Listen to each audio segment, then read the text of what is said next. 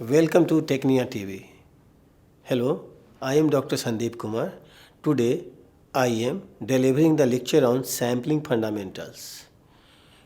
First, I will define the meaning and definitions of the sampling.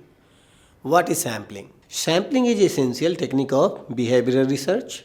The research work cannot be undertaken without use of sampling. The study of the total population is not possible and it is also not viable. The practical limitation like cost, time and other factors which are usually operative in this situation stand in the way of studying the total populations. The concept of sampling has been introduced with a view to making the research findings economical and accurate. The research design is based on the sampling of the study. A good research design provides information concerning with the selection of the sample population, treatments and controls to be imposed. Sampling is fundamental to all statistical methodology of behavioral and social research. Bad sampling vitiates the data at the source and no amount of subsequent statistical finding will improve its quality. In fact, sampling is the part of the strategy of research and has by now acquired the status of technical job.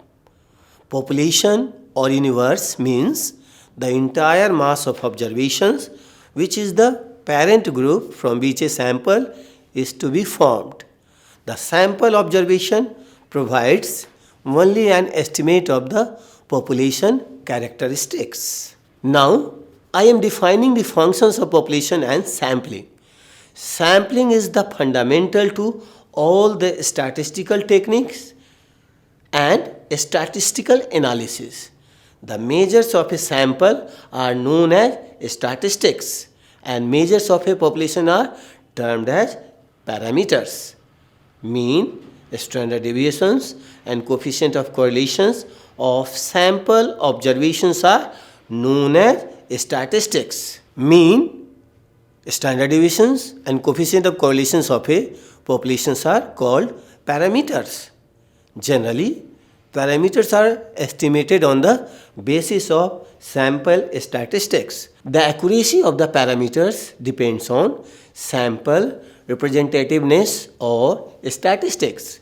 In research work, generalization is made by estimating parameters on the basis of sample statistics. Now, I am defining the census survey.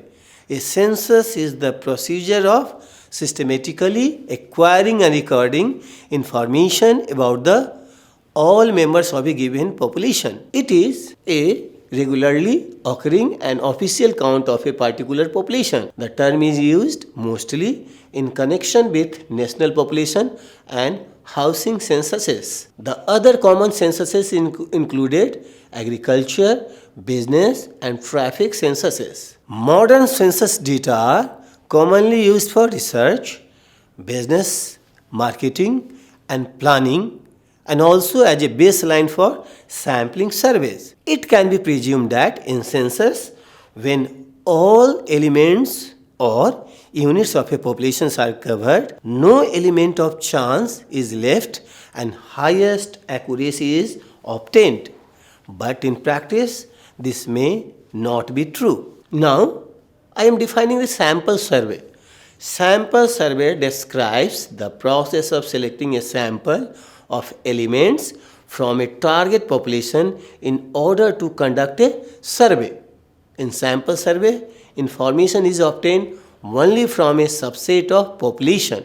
A survey may refer to many different types of techniques of observations, but in case of sample survey, it often involves a questionnaire used to measure characteristics and attitude of people. The purpose of sample survey is to reduce the cost and or the amount of work that it would take to survey the entire target population. Sample survey can be broadly divided into two types.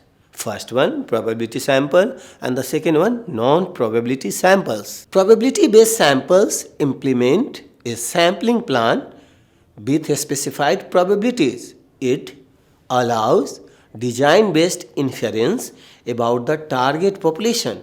The inferences are based on a known objective probability distribution that was specified in the study protocol. Surveys that are not based on probability sampling have greater difficulty measuring their bias or sampling errors.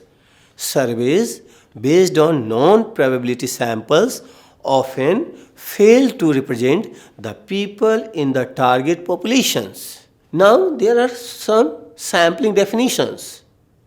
First one, populations or universe. All units in any field of inquiry constitute universe, and all units from whom information is sought constitute populations. It refers to aggregate of all the units which possess a certain set of characteristics on the basis of which the sample seeks to draw inferences. The universe can be finite or infinite. In finite universe, the number of items is certain, but in case of an infinite universe, the number of items is infinite. The population of a city, the number of students enrolled in an university are examples of finite universes, whereas the number of fishes in the seawater, the number of people of a town visiting a mall, etc. are examples of infinite universes. Now, what is sampling element or unit? An element refers to the object about which or from which the information is to be collected. Sampling unit may be a geographical one such as a state, district, village, etc., or a construction unit such as house, flat, etc., or it may be a social unit such as family, club, school, etc., or it may be an individual. The researcher will have to decide one or more such units that he has to select the study. Now, what is sampling frame or source list? Sampling frame is the representation or a list of all the elements of a target populations. It is also known as sampling frame from which sample is to be drawn. In case of finite population, it contains the name of all items of a population. In case of non-availability of source list, researcher prepare a comprehensive, reliable and appropriate list as per the requirement of research area. Now, what is the size of sample? It refers to the number of elements to be selected from population to constitute a sample. To select a optimum sample size is a major question before the researcher.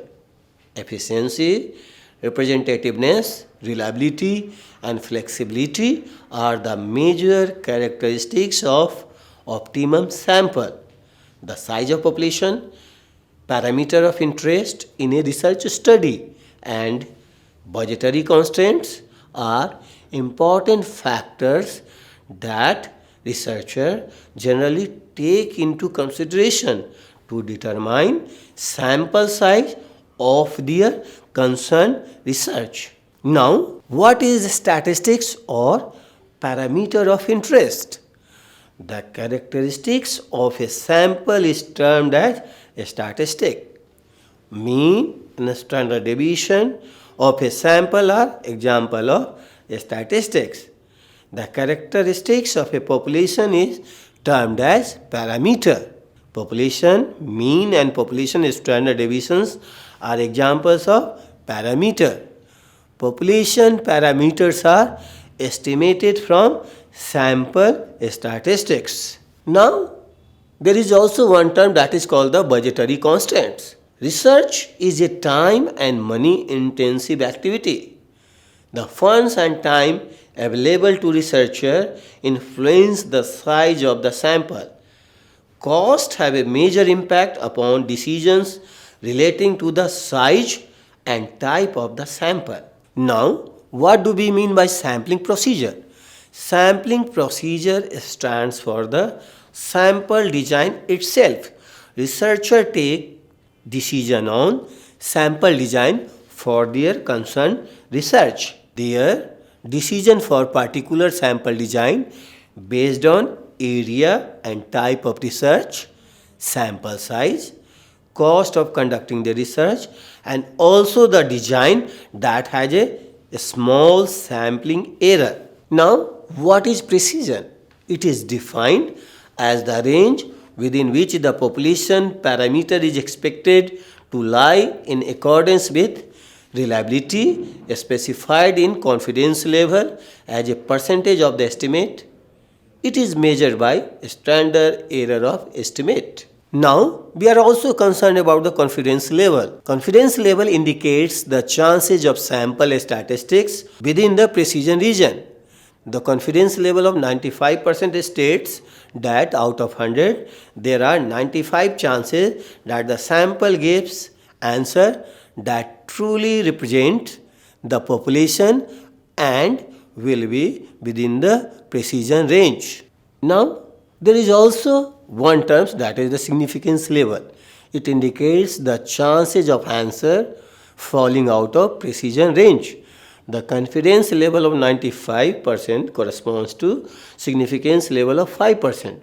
The significance level of 5% states that out of 100 chance, there are 5 chances in which the answer falling outside the precision range. That is culmination of my lecture.